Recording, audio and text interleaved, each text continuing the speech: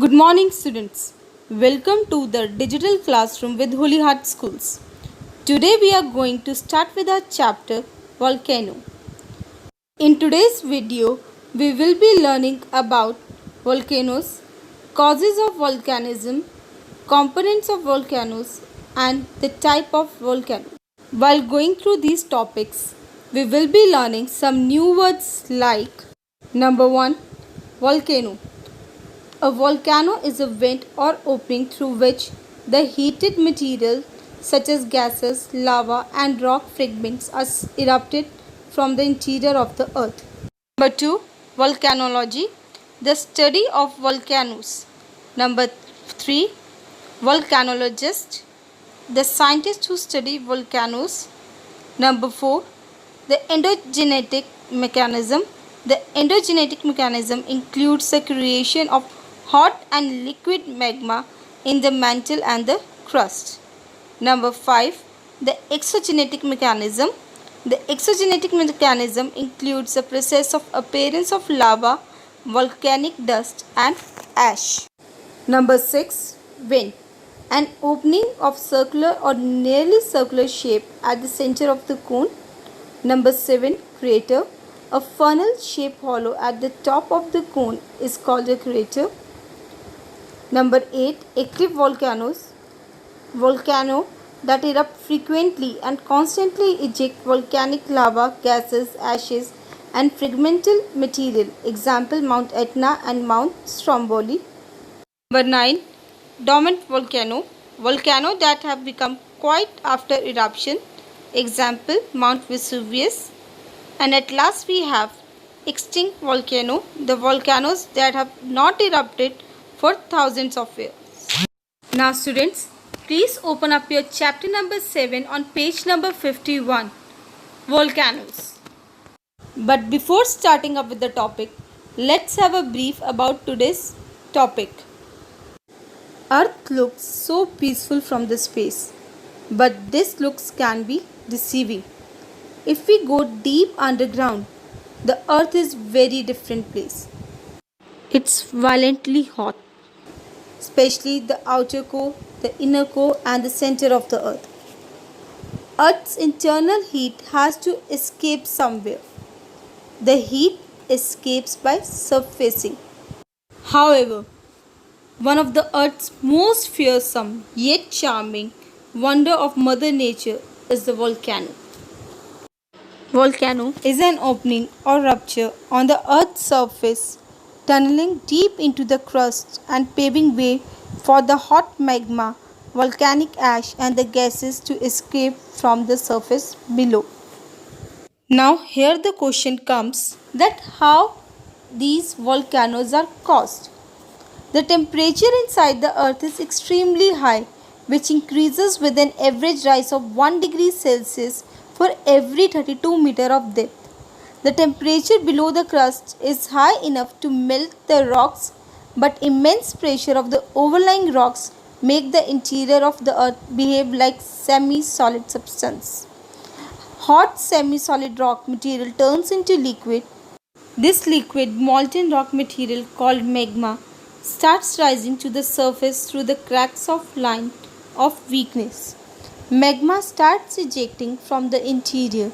This process is known as volcanic eruption. The volcanism has two components. One of them operates below the earth crust and other above the crust. That is endogenetic mechanism and exogenetic mechanism. The endogenetic mechanism include the creation of hot and liquid magma in the mantle and the crust, and exogenetic mechanism include the process of appearance of lava, volcanic dust and ash. So students, now let's start with our reading. The term volcano has been derived from Vulcan, the Roman god of fire. A volcano was known as a mountain of fire and people used to regard it with faith.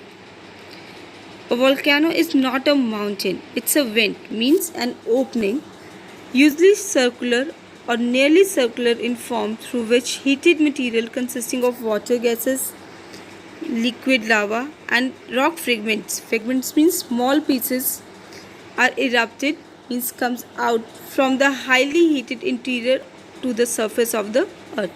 We all have already studied that the interior part of earth is extremely hot. Volcanology is the term given to the study of volcanoes, and the scientists who study them are called volcanologists.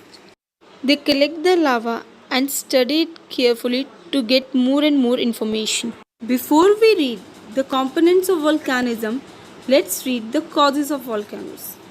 The mechanism of volcanism and volcanic activity are associated with several processes such as a gradual increase of temperature with increased depth at the rate of 1 degree Celsius for every 32 meters that we have already studied. Magma is formed due to the lowering of the melting point, which in turn is caused by the reduction of pressure of the overlying rocks. As we have already studied that the temperature, pressure and the density of different layers of the earth plays a major role in the formation of magma. Gases and vapor are formed due to the heating of water which reaches underground through the percolation. Percolation means liquid slowly passing through the filter. The ascent of magma forced by the vast volume of gases and water vapors. It means the intensity to move upwards means the movement of magma hot gases towards the summit. Volcanism has two components. One of them operates below the earth crust and other above the crust. That is the endogenetic. Endo means inside the earth mechanism and exogenetic. Exo means on the surface of the earth mechanism. The endogenetic mechanism include the creation of hot and liquid magma and the gases in the mantle and the crust. Crust is the outermost solid part of the earth. Their expansion and upward ascent means coming towards the summit. Their intrusion and cooling and solidification in various forms below the crustal surface. Intrusion means when the molten magma is forcibly entering between the rock formation. They form batholith, laccolith, silts, dike and facellith. These are the different types of landform formed by the igneous rocks. These landforms are mostly formed when the lava cools down beneath the earth crust. The exogenetic mechanism includes the process of appearance of magma as lava, volcanic dust, ashes, fragmental material, mud, smoke, etc. in the different forms such as fissure flow. Fissure flow means when the magma is flowing through the cracks or splits or violent volcanic eruption. Hot springs. Hot springs are the naturally springs of hot water, geysers, the spring where water gushes out by itself, and fumaroles. It is an opening near the volcano through which the sulphurous gases emerges out. If we study this image very carefully, we'll learn that volcano has certain components. Right at below we have magma chamber, a store of molten rock deep inside the earth. And at right up we have vent. It is an opening of circular or nearly circular shape at the center of the cone. Now here the question comes that what is cone? Cone is formed when the erupted material accumulates around the vent. The vent is connected to the magma chamber through a pipe also known as conduit pipe. It is a pipe through which the volcanic material erupts. When we move towards the summit, there we have a funnel shaped hollow at the top of the cone that is known as crater. Now next we are starting up with the types of volcanoes. Volcanoes can be classified on the different bases. On the basis of frequency of eruption, we can divide volcanoes as active volcano, dormant volcano and extinct volcano. An active volcano is a volcano that is erupting. It can also be a volcano that is not presently erupting but has erupted in the past and is considered likely to erupt in future. Mount Stromboli, which is also known as the Lighthouse of Mediterranean, Mount Etna in Italy, Barren Island of Andaman Nicobar Islands in India, are some of the examples of active volcano. There are about 500 active volcanoes in the world, and most of them are associated with the islands of Pacific and Atlantic Ocean. Next one is the dormant volcano. A dormant volcano is a volcano that has not erupted in a long time, but there is a possibility it can erupt in the future. Such volcanoes are also considered as sleeping volcanoes. They are associated with the belt of young full mountains where the crust is highly unstable and are most dangerous volcanoes because innocent people are caught unaware as they do not get chance to escape. Mount Vesuvius and some volcanoes in western Philippines and Japan are considered as the dormant volcanoes. Next we are having extinct volcanoes. The volcanoes which were active in the remote geological times and have not erupted again for so long that there is almost no possibility of their eruption in future. Such volcanoes are known as extinct volcanoes. Mount Kenya and Mount Kilimanjaro in Africa are the examples of extinct volcanoes. So now students, let's start with its reading.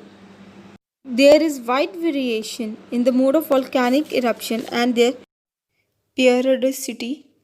Accordingly, the volcanoes can be classified into three types. These are number 1, active volcanoes that erupt frequently and constantly eject volcanic lava, gases, ashes and fragmented material. There are more than 500 active volcanoes in the world. Mount Etna and Mount Stromboli are the examples.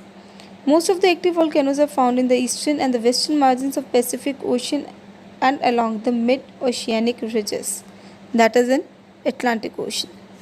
Number 2, we have dormant volcanoes that have become quiet after the eruption. They do not show any indication of future eruption.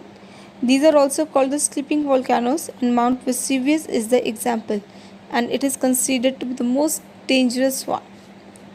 And at last we have extinct volcanoes that have not erupted for thousands of years. It may be pointed out that no volcano can be declared permanently dead, as we do not know what is exactly happening below the ground surface. Now next we are starting up with the volcanic landforms. Various landforms are created due to the cooling and solidification of magma below and on the earth's surface. Some relief features are also formed due to the accumulation of volcanic material. The volcanic landforms are grouped into two broad categories. Number 1, extrusive landforms. When magma comes out on the surface in form of lava, it cools, gets solidified and forms different shapes. The landform made by the deposition of lava on the surface are known as extrusive landform. These landforms are like cinder cone, composite cone, acid lava cone, caldera, etc.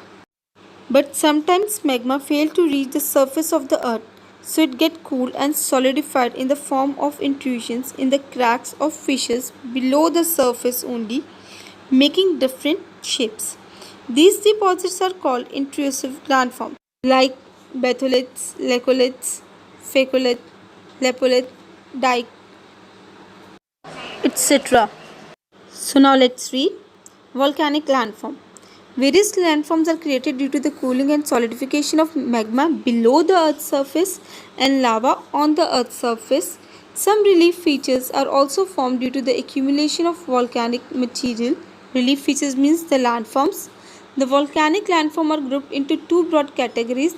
These are as under. Number 1, extrusive feature like cinder or ash cones, composite cones, basic lava cone, acid lava cone, lava domes, lava plugs, craters and caldera. Number 2, intrusive features means the landforms which are formed beneath the surface like batholith, laccolith, phacolith, lepolith, sill, dike, etc. So now students, with this we are ending up with the chapter. Please revise your topic and do the related exercises. Thank you.